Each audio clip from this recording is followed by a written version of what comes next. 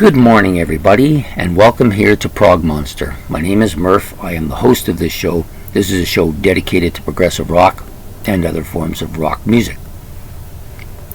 So we're back here with our series that we're doing for the month of July. This is day 17 of those great rock bands with two or more lead vocalists. In the case of the band today, it's two lead vocalists. But just for an explanation, they have to be two vocalists in the band who do lead parts. I've tried to stay with bands that have lead vocalists that aren't just dominated by one guy, and this guy does a song every couple of albums. So I try to have bands where the vocalists are equal at least. And some of these bands have as many as 3 or 4 or 5 even.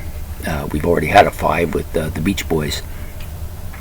Anyways, this band, very good, strong band. One of the bands I've grown to love quite a bit. I don't have an album by the two vocalists I'm going to do today.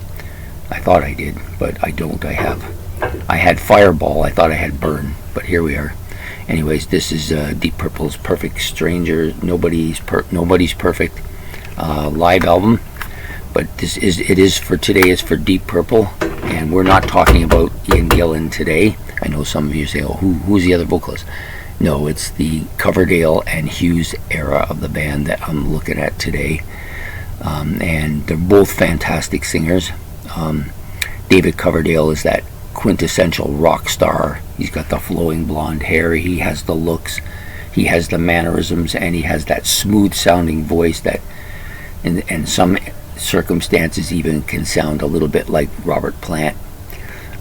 It's a very smooth voice, has high parts to it, but overall I find it to be a great rocking voice, perfectly suited to what Deep Purple was doing at this time, and then later perfectly suited to Whitesnake. Sorry. So the other guy in the band, Glenn Hughes, by no means is he second fiddle here.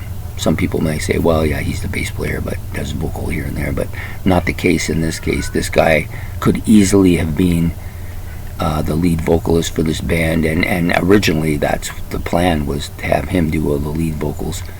But then I think he came up with it himself, or perhaps it was Richie Blackmore who brought in this guy, Coverdale.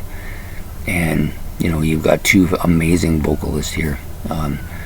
Hughes has that strong, powerful, loud voice with that awesome scream. Just really strong vocalist. Like I said, easily could have been the main character here playing out these songs. He does do a couple of tracks on his own on the albums, but generally speaking, the two of them tend to you'll have Coverdale singing some for a bit, and then Glenn Hughes will do some vocal parts for that song as well. That's normally what they do.